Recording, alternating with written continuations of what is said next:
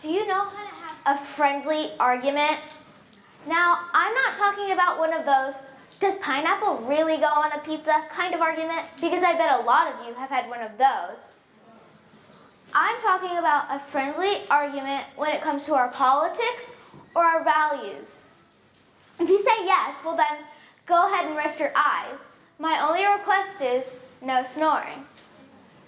But if you say no, well then join the club, because I sure didn't either. So make sure to pay attention, because today I'm going to share something that can help us. As a sixth grader, I've grown up watching America struggle with its contradictions. I've also become aware of the fact that I'm a contradiction too. However, I've found somebody that can help us, and the same person has helped America with its contradictions as well. And her name is Justice Ruth Bader Ginsburg, also known as the notorious RBG.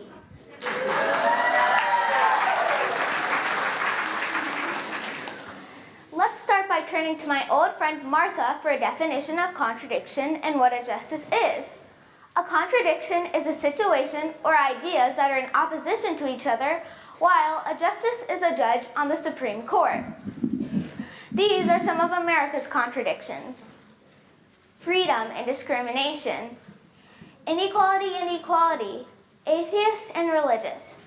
These parts of the community represent America's past and present, then and now. So you decide, is a contradiction a bad thing? Take, for instance, the intriguing friendship between Justice Ginsburg and recently deceased Justice Antonin Scalia.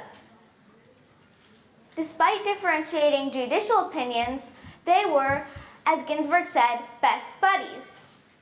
They, as the Washington Post says, stood as an example of warmth and professionalism across traditional divides.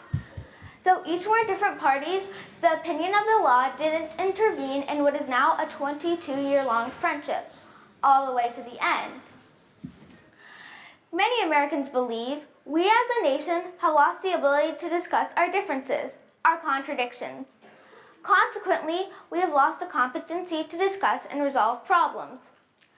These friends pose as an example to discuss and resolve problems in a friendly and polite manner.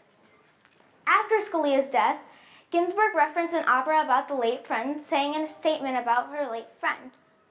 Toward the end of the opera, Scalia and Ginsburg sing, "We are different, we are one. Different in our interpretation of written texts, one in our reverence for the Constitution and institution we serve." She is known for saying that you can disagree without being disagreeable.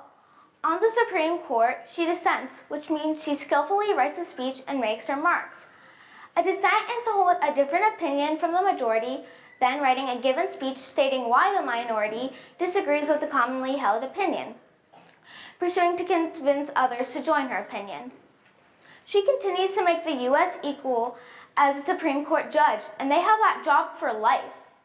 Her nickname, the Notorious RBG, is off of the name of the rapper, the Notorious B.I.G., who fought for survival and for his music to be heard, just like she fights for equality. We should all be encouraged to fight for what we believe in, just like RBG. Despite fame and victories, Ruth has been through a lot of hard situations.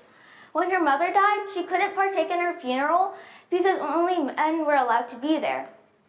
When she was a lawyer, she couldn't get a job at first because she was a woman, a Jew, and a mother. These are just a few instances throughout her life where she had to overcome anti-Semitism and misogyny, the discriminations against Jews and women. Not only did she face many hard situations, but she also has many contradictions like small-statured and impactive, soft-spoken and bold, and disagreeing without being disagreeable. She uses her contradictions to form it as an example and change the world. I'm going to think of some of my contradictions so that you can think about yours too. Well, I'm easygoing and responsible, athletic and clumsy, and okay, I'm hardworking and sometimes lazy. But most importantly, my parents are from the Indian and in the UK.